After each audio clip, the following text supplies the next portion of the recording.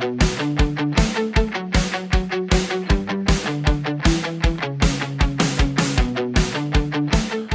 right, hello and welcome again to the Scaling Up Business Podcast. I'm your host and Gazelles business coach, Bill Gallagher.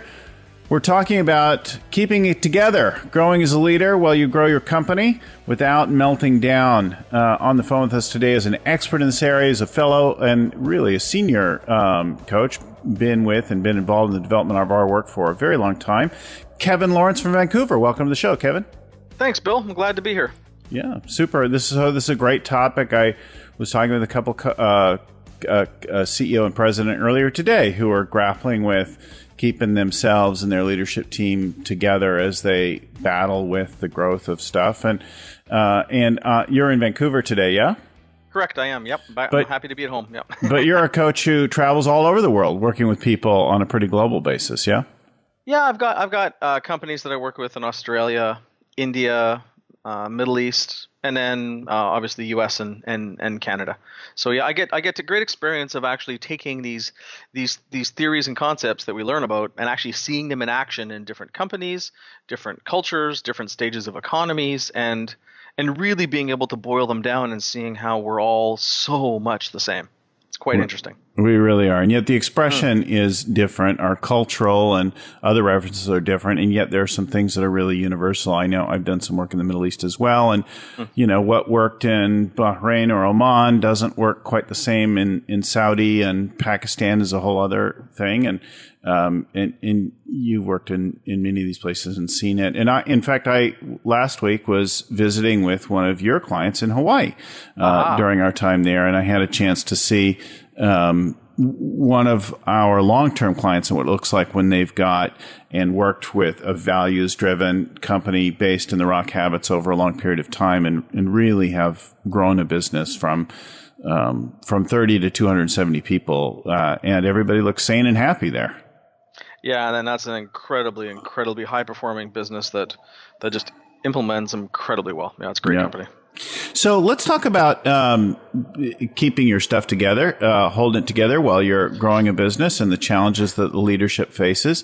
I know you're working on a book in this area that'll be coming out next week, but tell us a little bit about some of the big points that you're seeing so far in this area. Yeah, and for sure. And by the way, the book comes out next year, not next week. I would love it to be. Did I say next week? You did. Just I don't want to set the wrong expectation. I'm just misspoke. I'm sloppy with my words sometimes. No worries. We all have our moments. So yeah, it's basically I've been coaching CEOs and super high performing executives for more than 20 years, and I've always been fascinated with why some people can do it and have an amazing life at the same time. And then most can do it, but really don't enjoy the ride and actually are quite miserable in behind it. And that's been a fascination of mine. And what I've really been curious as I dug into this and as I've seen, you see people like over the years like Elvis and Kurt Cobain and recently Robin Williams, people that were at the peak of their careers and appeared to have it all, and yet they imploded. And so I've always been fascinated by that and how that works.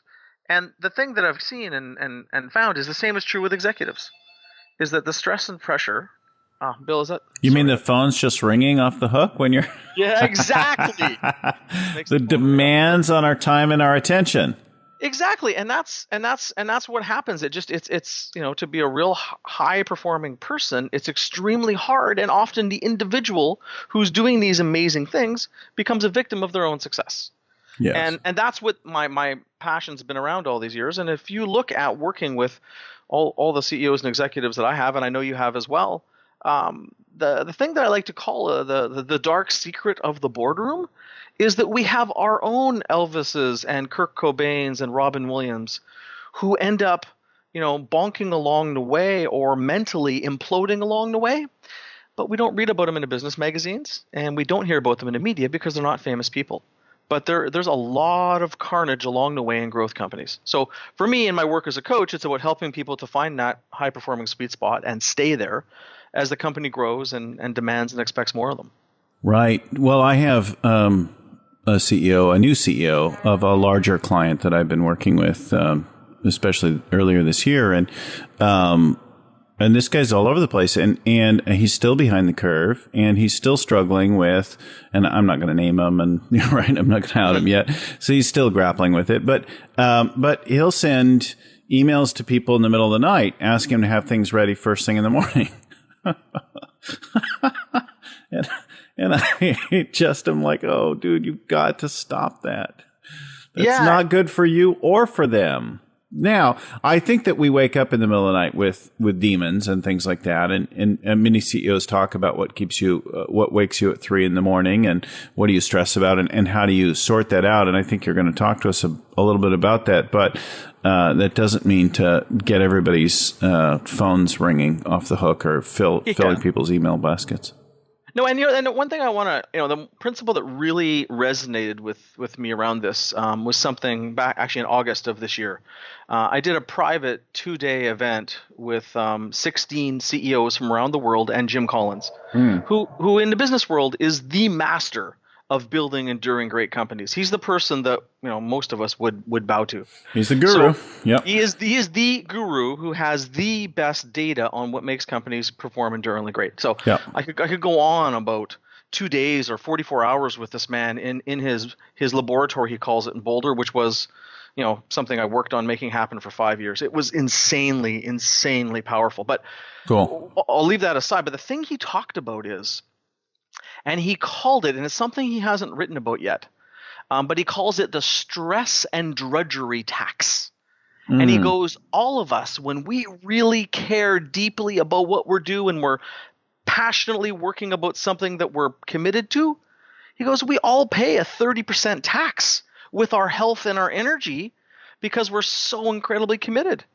And if you look at your typical, quote, worker in a 9-to-5 job, they don't pay that tax, because they're not the one who's on the phone at 10 or 11 at night solving a problem, or sending an email at 2 a.m, or up at 5 a.m. to get their day started, and doing things that many people would think are crazy. So when he framed this up as a stress and drudgery tax, I'm like, oh, that's it.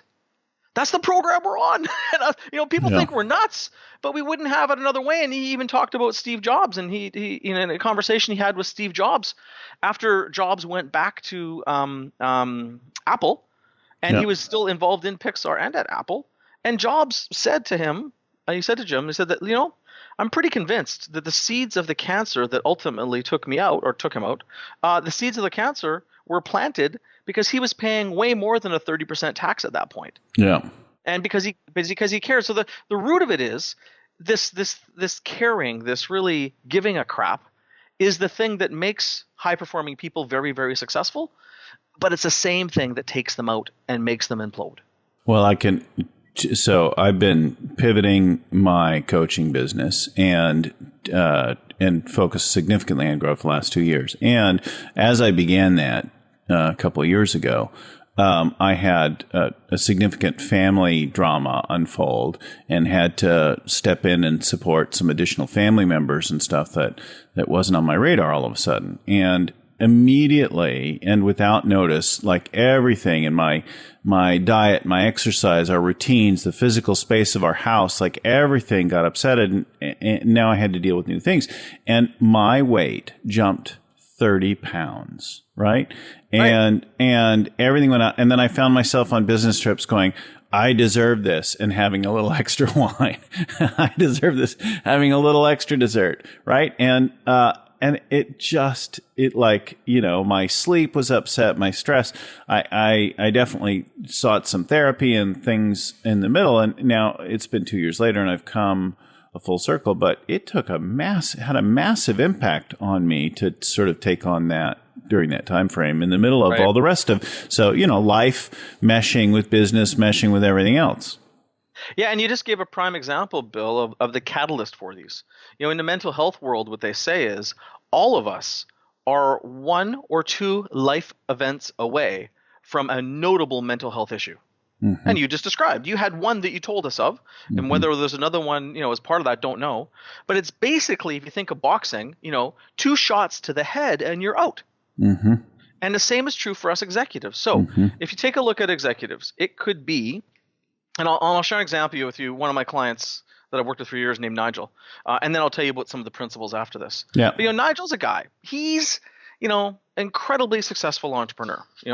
Was a part of a family business, went off on his own, started his own company with a partner, and was doing incredibly well.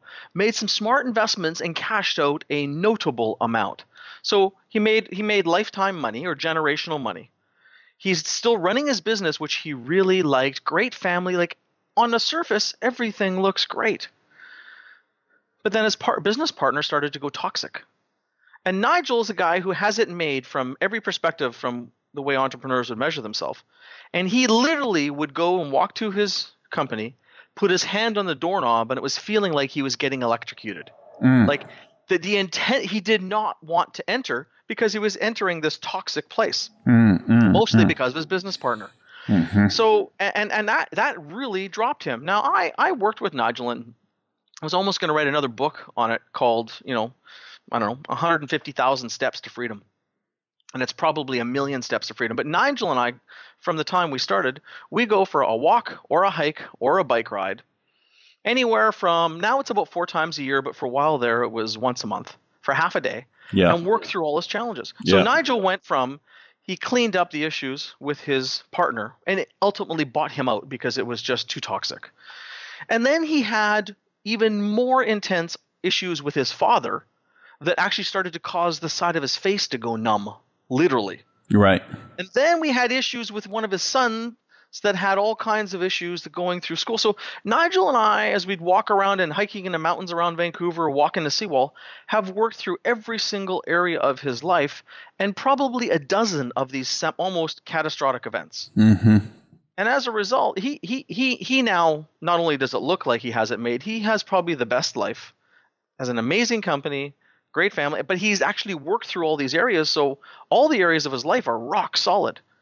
He's not perfect, but he spent the time to go and work through all of these things, which most of us don't want to do, right? We want to just keep our head down building a business, and that tends to implode.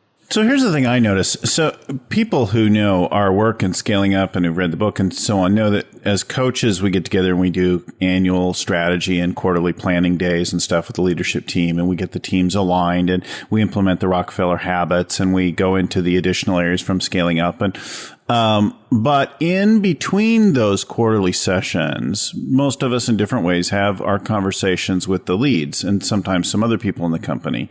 And that's a lot more about this leadership inventory and index and leadership health, where we're dealing with the individual health and the growth of the person as they confront all of it. And I find, and maybe it's because of my background and training and that kind of thing, that so many of my conversations are about things that came before. And what was your family like? Tell me about your siblings. Tell me about your parents. And again, we notice all of these issues of how they deal with stressors and how they deal with conflict and where they go when things are upsetting, whether they freeze or they flee or whether they fight. All of those are things that started very early on, and the strategies that they employ are things that they started early on, and the coping mechanisms are all those kinds of things.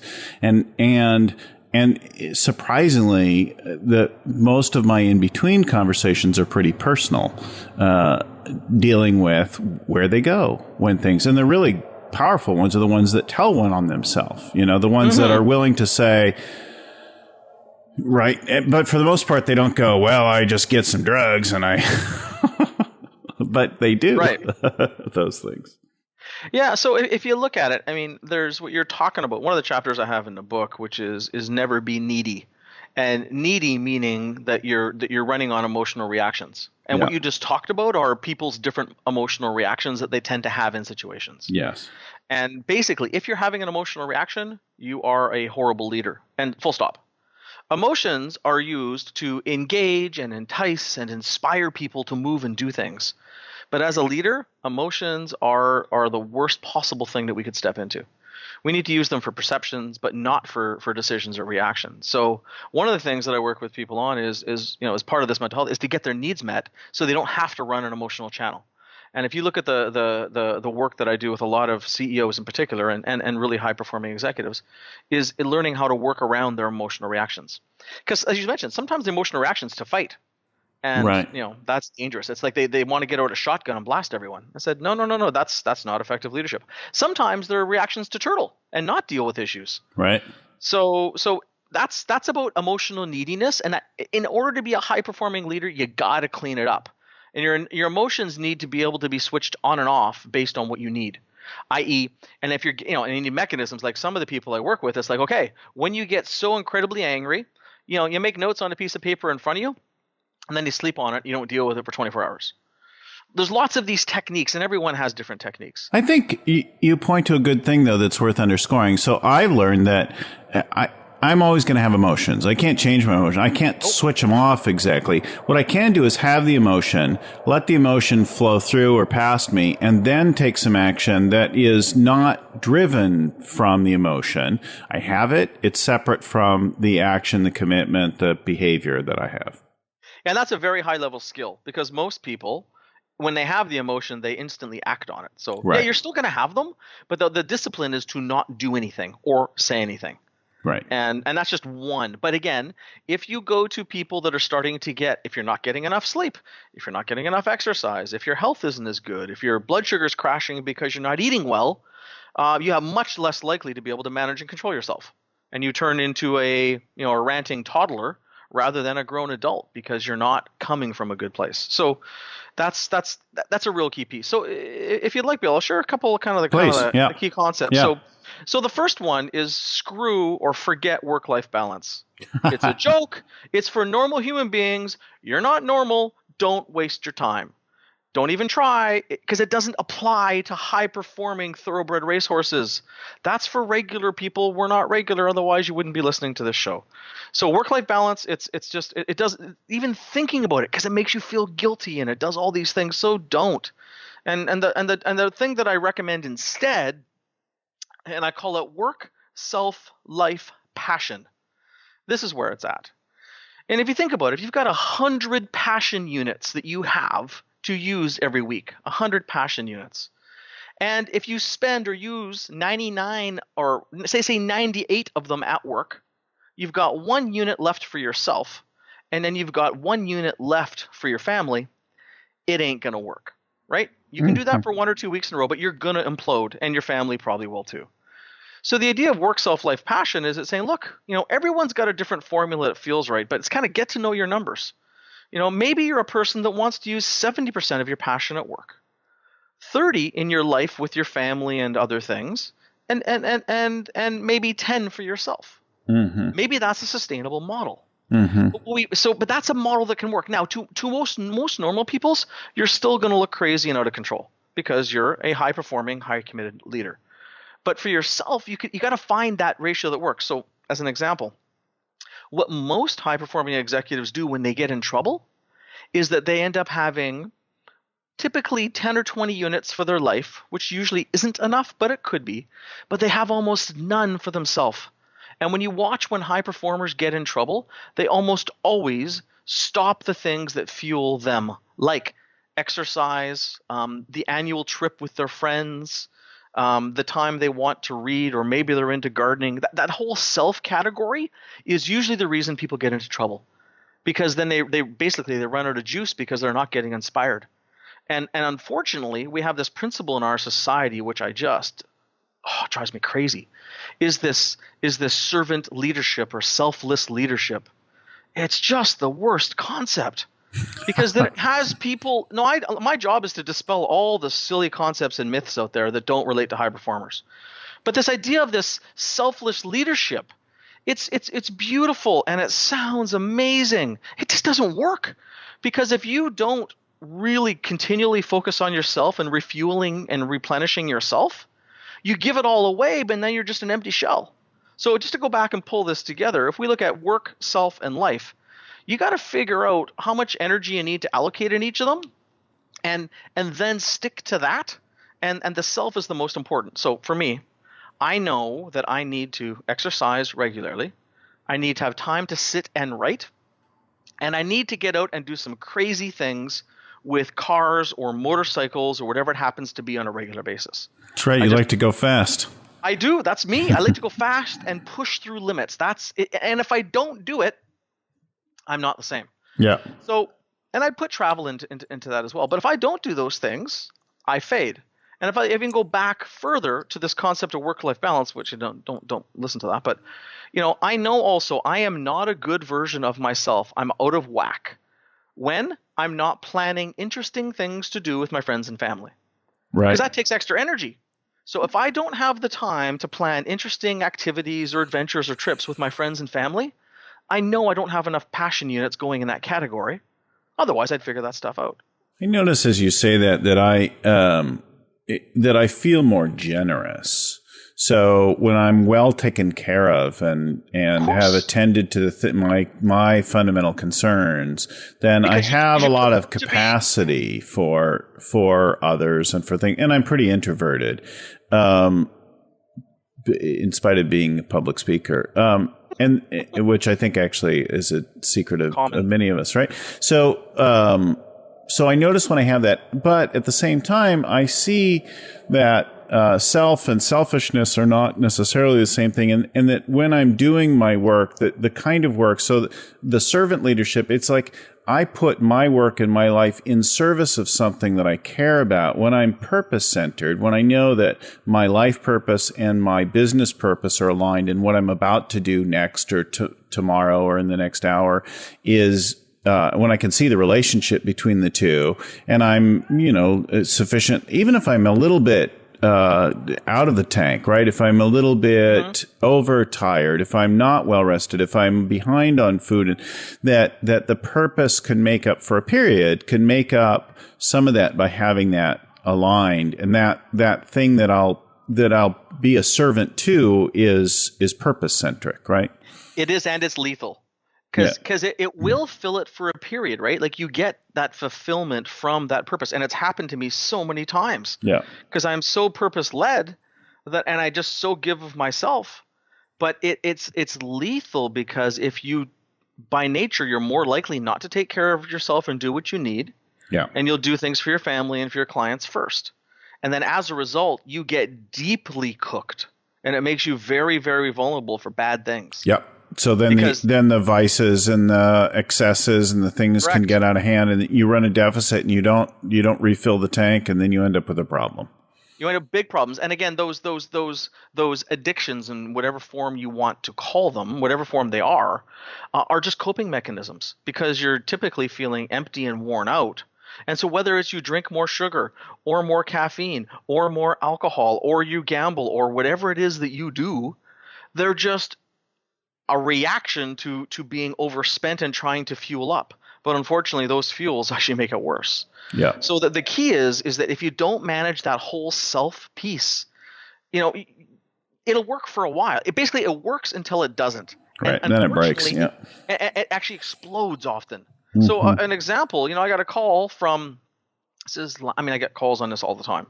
Now that I'm openly talking about this challenge that we all have, and even in a book I talk about, look, if you haven't had a mental health issue yet that's affected you, don't worry, you will. And you need to have a plan B in place so when it happens, you got someone that can help you. One of my clients, this guy's been rock solid for years, and then I get a call from him on a Friday morning, hey, can you talk? He's never done that. He'll usually send me an email. He followed up with me 3 times that day. I'm like, this is strange. Then I had a conversation with him the next morning. He was basically having a nervous breakdown. Mentally, he just went and he doesn't know what happened. So when I start asking questions, he had made one major mistake in his work that really deeply, deeply, deeply bothered him. It was almost catastrophic for him. Mm-hmm. Number 2, his sleep he had not been sleeping well for the last 6 months. Mm-hmm. So those 2 events come together and he felt like he was losing his mind. Mm-hmm, mm-hmm. Now it's 18 months later. The guy's on a solid track, but he just hadn't been taking care of himself from the sleep perspective, and that one event really threw him in the ditch.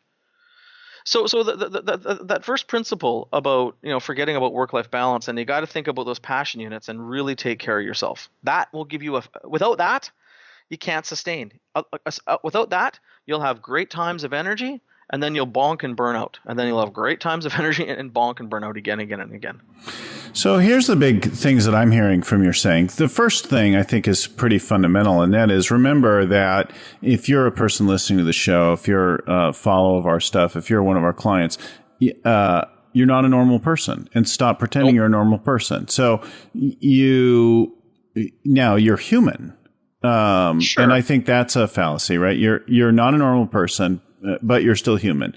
And so you have to take care of yourself. You have to manage your mental health, your well-being, your passion units over time so that you have enough reserve to give. And then when you are leading and you notice that you've got emotion, you cannot act on those emotions. You need to act consistent with your commitments and principles and values as a leader, and have room to have your emotions, but not let your emotions have you.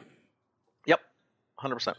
Yeah, it's really valuable stuff. And I think we need to remember it again and again, because we see time and again, either ourselves, the people around us, our clients, and the folks leading these fairly intense, productive lives, but then start to develop real issues. And any number of things can trigger and set you off to new demands on your job, new impacts on your family, other crises or upsets, relationship issues. All of these kinds of things can take what's pretty tightly wound and blow it up. Yeah, 100%. And it tends to, I mean, everyone has these challenges. Mm-hmm. It just tends to really be likely, as your words, to blow up when you're a really high performing leader, because you're closer to the edge anyways. And the truth is, high performing leaders, most of the what I'd call the A+ players that I work with, they live on the verge of almost exploding all the time. Like, they run close to the edge. So it's even more sensitive for them. Well, from your world, if you think about what are Ferraris known for, aside from being red and going fast? They're also known for catching fire. We think about the catastrophic engine blowups of high performance cars in Formula One, and the issues that they don't just like run out of gas and pull to the side of the road. They go bad spectacularly because they're wound so tight.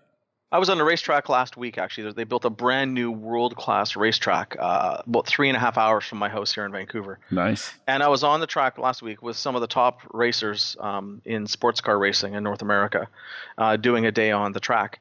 Yeah, and when you're going at the limit, which, I like to experience the limit in motorized things as well. When things go wrong, it's whew.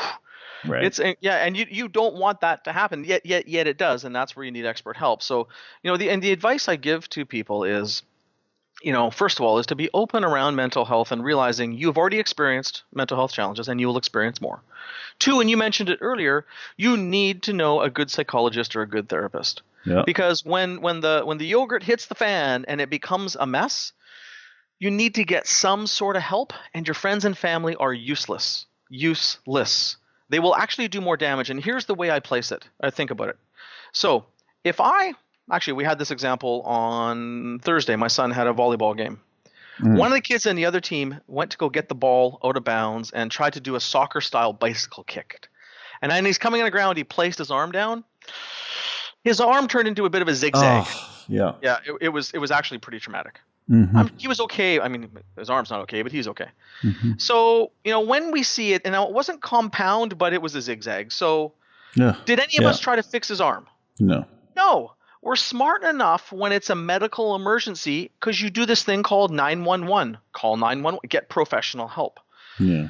Problem is, when there's a mental emergency, somehow we think we can help. Right. And we're useless. We are just as useless as we are with a zigzag arm with a nervous breakdown.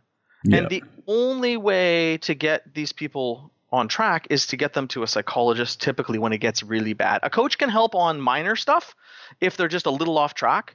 But if it's serious, it's right to a psychologist. If they don't have a psychologist, then it's go to the doctor, and then the doctor can refer to a psychologist.